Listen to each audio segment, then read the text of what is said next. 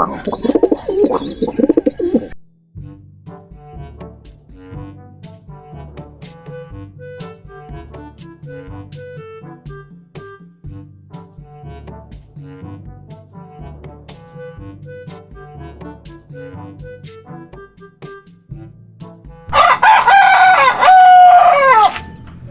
what's up sa inyo ngayon mga kabrokotok? Bali ngayong araw nga mga kabrokotok ay nag-viewing tayo ng ating mga YB. At yung iba nga pala nating mga wires ay nakakawala. Medyo malulam nga, tsaka nga pala maaraw yung lugar nga pala dito sa atin guys. Bali maganda nga pala para mag-viewing tayo, tsaka tayo magpakawala ng mga ibon natin. At kung mapapansin nyo nga guys, nagsisidapuan lang sila dito sa bubong. At yung mga, ito nga pala yung mga YB natin. Bali isa nga pala dito mga kabrokotok ay papalaro natin sa mga ano. At ayan na nga guys, nagbababaan na yung mga pinaronda natin. Bali saglit nga lang pala sila rumonda. At ayun na nga mga kabrokotok, update nga rin pala tayo dito kay ating Barles tsaka kay Natoy. Bali itlog na nga pala to, kaya hindi na nga pala natin pinakawalan. At update nga rin pala dito sa ating kay Boy Tapang na nakakulong nga pala dito sa kulungan.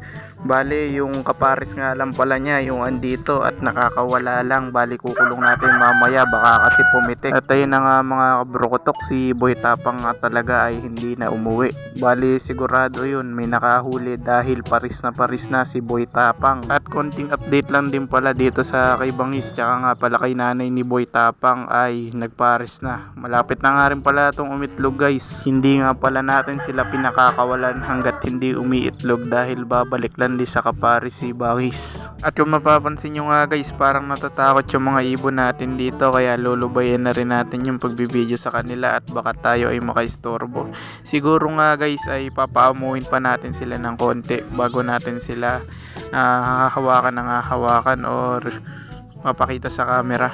Bali nga guys, ito nga pala yung mga ibon natin dito ay rumuronda at yung iba naman lumalayo. Bali may kasabay nga pala yan yung mga ibon natin dahil hindi rin nakikita sa camera at masyadong malayo. Bali ang gagawin nga pala natin ay dadalasan na lang natin yung pagpapakawala sa kanila para nga pala tumibay yung kanilang resistensya, nang sa ganun ay pagdating ng training nga pala natin ay mas matibay sila sa liparan kumpara sa hindi nakakawala. At kung mapapansin nyo nga guys, tumutuldok dito yung mga ibon natin. Yun bali pababa na nga pala yan, mga tamad yan Bali napapansin ko lang sa kanila guys, bali 5 minutes lang din yung itinatagal nila sa liparan kumpara sa ibang mga kalapate. At ang gagawin nga pala natin ay pagagaanin natin yung katawan nila at dadalasan natin yung ronda para sila ay masanay sa matagalang ronda at hindi madaling mapagod yung kanilang katawan. Isang tips pa nga rin pala sa inyo mga kalapatids, pagka nasa bubong ng kapitbahay ang ating mga kalapate ay ganito ang gawin nyo para iwas tambay na rin sa mga ibon natin at hindi babatokalin ng kapitbahay sa kanilang bubong. Bali kukuha nga lang pala kayo dito ng feeds na nasa bote, aalog-alogin nyo lang at pipito-pito lang kayo para bumaba sa atin.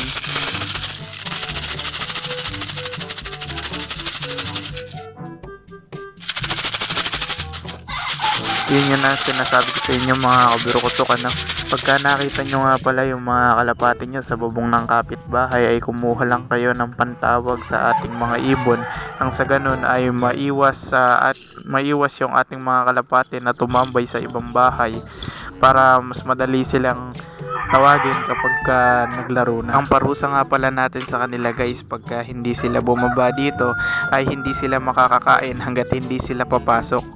Bali ayun nga yun, napanood ko nga pala guys sa video nga pala ni Kuya Guaps.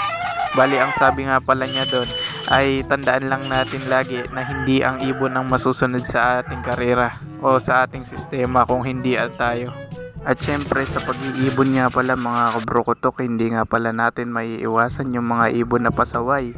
Kagaya na nga lang pala nito guys. Bali yung ibon nga pala natin na yan, magang-maga pa lang ay nakakawala na sa ating trapdoor. Sa gabi ko nga lang pala sila nakikita dito sa ating kulungan at kahapon nga pala mga kabrokotok ay hindi umuwi dito sa atin yan. Ang maaari na lang natin gawin dito ay papalitan na lang natin yung ating trapdoor na hindi sila makakawala.